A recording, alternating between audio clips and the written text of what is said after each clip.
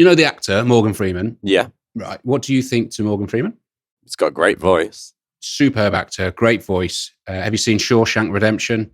If you've not seen Shawshank Redemption... I haven't. Oh my God, right. You need to watch Shawshank Redemption. Shawshank, one of the best films ever. Right. And he basically narrates throughout it. And he's very calm, very soothing. You know, everyone knows Morgan Freeman's voice. Yeah. However, if Morgan Freeman then played the part of a class clown who is a prankster or an immature person who is just generally a nuisance, you would find it, number one, strange casting, number two, out of character for his voice, and number three, just plain weird. Yeah, right. Where I'm going with all of this is tone of voice. It means quite a lot. And if all of a sudden you can't find your tone of voice, or if you can't find how you want to come across to the market, it becomes very, very difficult for people to listen to.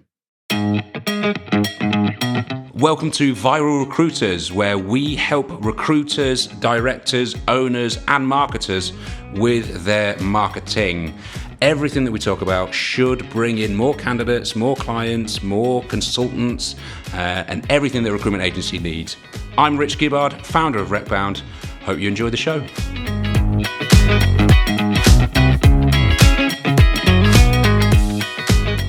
So, what would you say is a good tone of voice to have?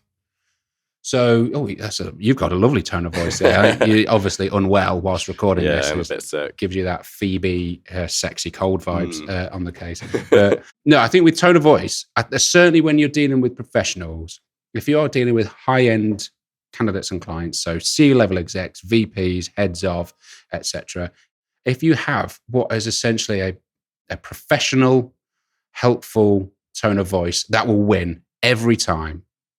People will do gimmicks and people will act sarcastically, try and be a bit clickbaity and things like that online. But at the end of the day, you are a professional dealing with professionals, and therefore a professional tone in the long run works. It works really, really well.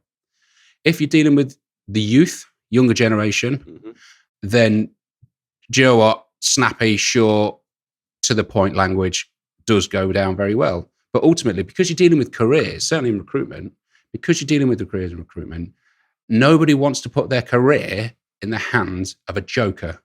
Yeah, right. And so doing stuff for likes and clicks and things like that is all well and good, but ultimately you need to come across as professional. And professional is probably the best way in the long run. Have you seen any examples of a bad tone of voice?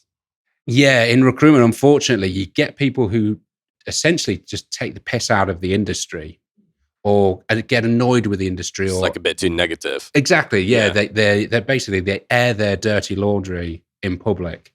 And so they start talking about where clients fuck up or where candidates have let them down and things like that in public. And so that's a bad tone of voice because it's very off-putting. It's bordering on needy and difficult to deal with.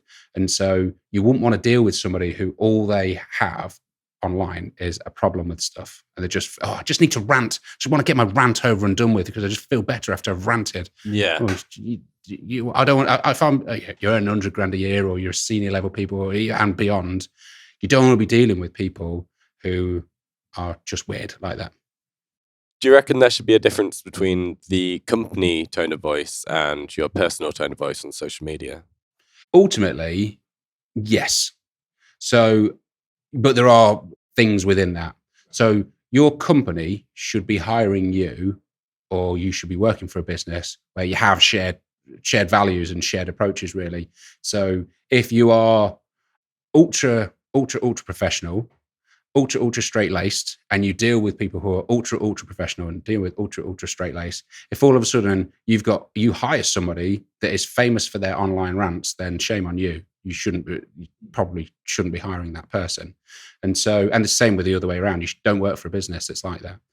I think they should be very, very similar, but it has to be from a personal point of view. A tone of voice for a company, if you were to describe a person, if they weren't in the room, that's how you should be thinking of tone of voice for a business. If you were to describe that business as a person when they weren't in the room, that's what tone of voice is all about. And so yeah, going back to your question is, should individuals and companies have different tone of voices? Yes, I do, but they should be very similar in their approach. What do you reckon the best way of finding your tone of voice is? Ultimately, you get led to by the market that you want to operate with. How do you mean? So going back to the point in that if you're dealing with senior C-level executives, then your tone of voice would be one that matches both you as probably the business owner, but you as the person, and the one that matches your market that you're aiming towards. Right. And so if you are ultra straight laced, like I was saying before, if you're really, really professional and then you try and be like act all funny online, it's out of character.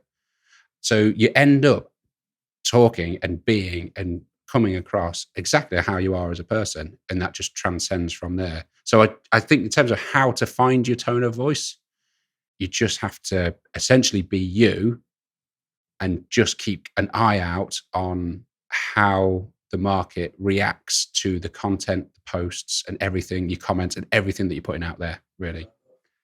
Your tone of voice is very likely to be very professional on LinkedIn. If you're a business that does hire or recruit for youth, then it might be slightly different to a Instagram, TikTok, Snapchat, yada, yada, yada. But ultimately, I think this podcast is aiming towards most people who recruit via LinkedIn. And that's why I think professional tone of voice is the way forward, really. As ever, if you are struggling to even post online, let alone get your tone of voice right, if you need assistance or guidance with how you're coming across, either as a person or as a business, subscribe, drop me a message, and catch you on the next episode.